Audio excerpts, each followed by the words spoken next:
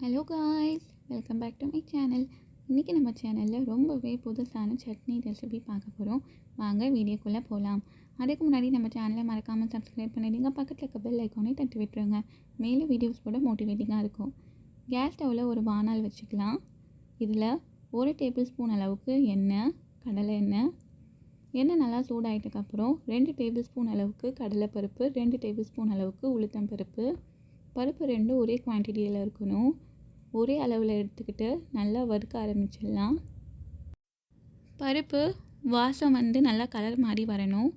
இந்த அளவுக்கு colour மாறிட்டக்கப்புறம் 2 medium size வெங்காயம், 1 மீடியம் சைஸ் தக்காளி கட் பண்ணி வச்சுருக்கேன், அதை சேர்த்துக்கலாம்.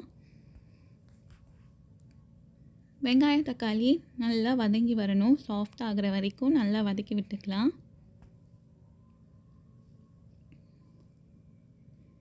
கூட 1 இன்ச் அளவுக்கு இஞ்சி தோல் நீக்கிட்டு சேர்த்துக்கோங்க. 5-6 பல் பூண்டு. இது சின்ன பூண்டு இருக்கிறதுனால நான் 5-6 சேர்த்துக்கிறேன். பெரிய பல் பூண்டாக இருந்தால் 3 சேர்த்துக்கோங்க. காரத்துக்கு காஞ்ச மிளகாய் 4.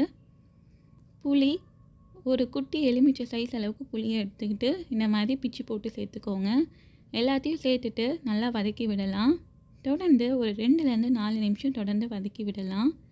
சட்னி அரைச்சிட்டக்கப்புறம் வதக்கி விட தேவையில்லை. இந்த பாருங்கள், தக்காளியெலாம் நல்லா சாஃப்டாக வதங்கி வந்திருக்கு. இது கூட 1 கைப்பிடி அளவுக்கு புதினா, 1 கைப்பிடி அளவுக்கு கொத்தமல்லி சேர்த்துடலாம். சேர்த்துட்டு கரெக்டாக ஒரு 10லேருந்து 20 செகண்ட்ஸ் மட்டும் வதக்கி விட்டால் போதும். ரொம்ப நேரம் வதக்கணும்னு அவசியம் இல்லை. இது எல்லாத்தையும் ஆற வச்சிடலாம். ஆற வச்சுட்டு மிக்ஸி ஜாரில் சேர்க்க போகிறோம்.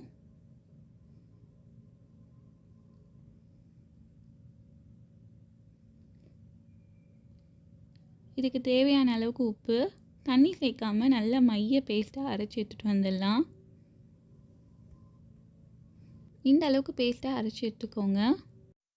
சட்னிக்கு தாளித்து எடுத்துக்கலாம்.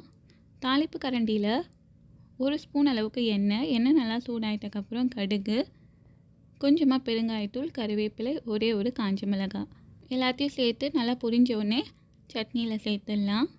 இந்த டிஃப்ரெண்ட்டான சட்னி ரெசிப்பியை கண்டிப்பாக ட்ரை பண்ணி பாருங்கள். டேஸ்ட்டு ரொம்ப சூப்பராக இருக்கும். ட்ரை பண்ணி பார்த்துட்டு உங்கள் கமெண்ட்ஸ் சொல்லுங்கள். தேங்க்ஸ் ஃபார் வாட்சிங்.